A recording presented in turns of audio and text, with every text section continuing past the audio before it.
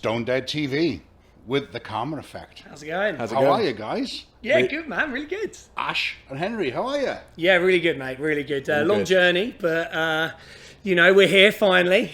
Seems like there's loads of festivals happening today everywhere, so but it's been good. We finally made it and we're raring to go.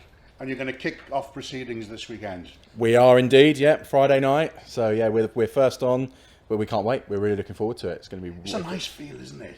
It is. I mean, for us, it's a nice set-up time. We get all our stuff out on stage and kind of get ourselves ready, and then we're going to absolutely tear it a new one. So it's going to be really good. Tear it a new one.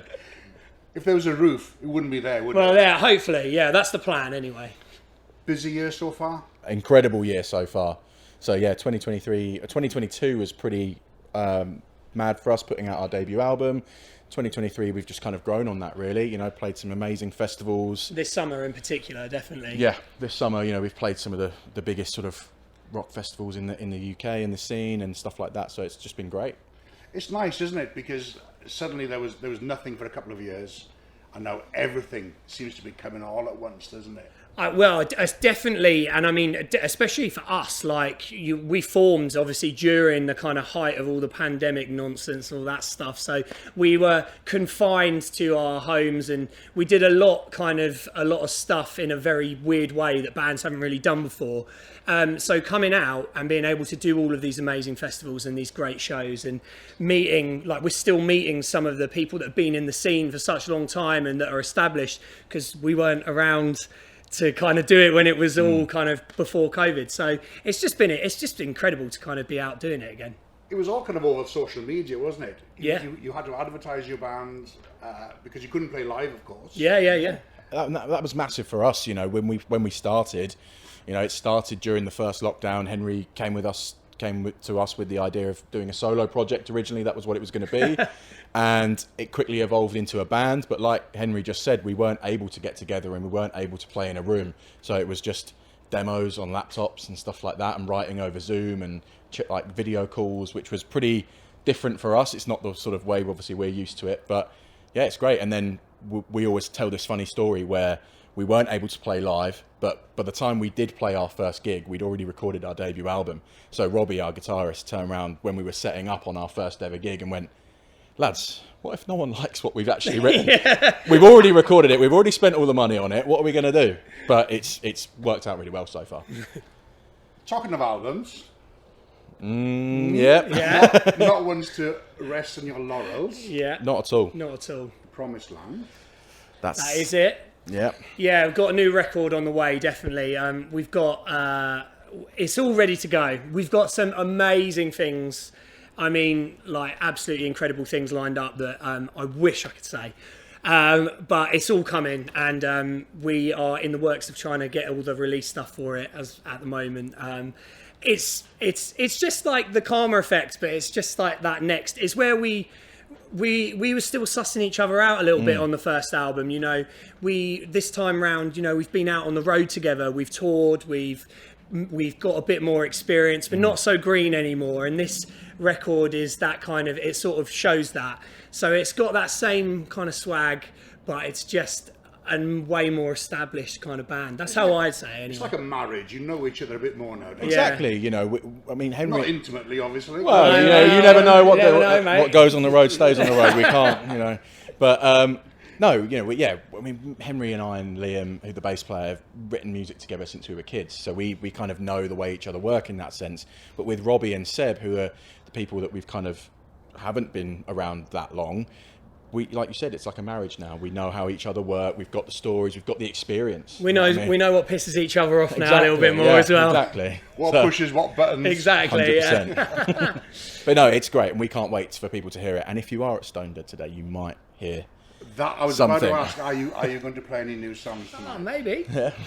Yeah, no, I think tonight, we've been playing on and off. We said from the start, because we've had the album kind of written for a little while, we've been trialing songs at small gigs, things like that, and we've been throwing this one in the mix quite a few times now. But it's going to be the first single. So we were like, we've got to play it today. This is such an amazing festival, and we're so privileged and, you know, honoured to be opening the Friday night that we were like, let's do something special for us and hopefully a bit special for the audience. And also, we weren't able to do that first time round because we couldn't play live. We weren't able to trial out new songs, and obviously the album's recorded, it's done now. But for us to be able to play it in front of people before it's released, we didn't have that chance on the first album. So this is pretty cool to be able to play. The ethos of Stonedead is obviously the old days of Donington. Yeah. Of course. That'll be our manager. There you go. One On that cue, one of the AC/DC. Bands played a lot was AC/DC. Amazing. Did you have? I mean, you must be downloaders. Oh, download. download. Yeah. We were at what they refer to as Brownload, which was 2012. Which was, we were there for the 5 days, weren't we? Oh. And it was Metallica and it was Sabbath that weekend. Yeah. And I remember just being like, I don't know if I can do this. You know, when you're like, it gets to the Thursday night and you're just in your tent and with it's rain like hurricane, pouring down. and I was like, I just don't think I'm cut out for this. But then I love the music, but you know what? But then I remember on the Sunday, it was like 40 degrees, and the place just turned to like a dust bowl then. So I remember that. We were watching, got this vivid memory of watching Shinedown on the second stage and leaving the festival and the right side of my face being sunburnt, but the left side being completely pale.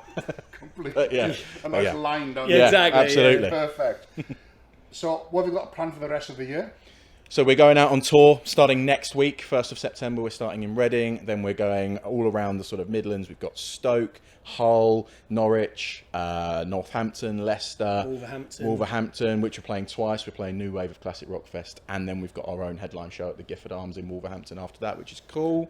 We're out with our sort of management mates, The Bad Day, on a few dates as well, which is really, really great. And Austin Gold. As well. Thieves of Liberty. Some great like upcoming There's some bands. good packages around now, isn't there? Amazing! Like we're very like he's patting himself on the back. We're very like pleased that we've got a great little kind of TMR family, our kind of management label, and these bands.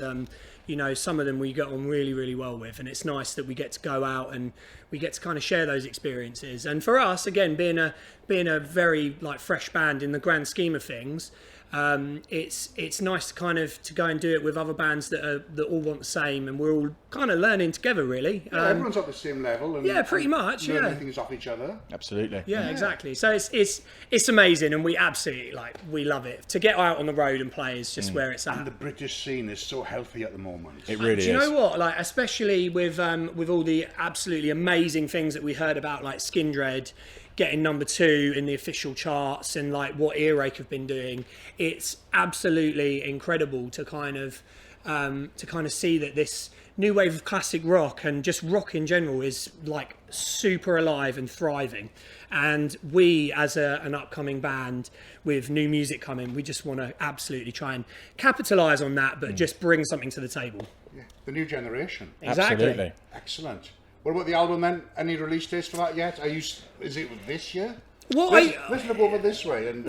All I can say at the moment is that there's some really like we've been speaking to a few really cool people about some really cool things. Take that whichever way you will, and I love it when it's true. Exactly. And basically, you know, it's kind of now over to the higher powers that be to sort of see what we're going to do with it. But all I can say really is that it's fucking awesome, and you're going to love it.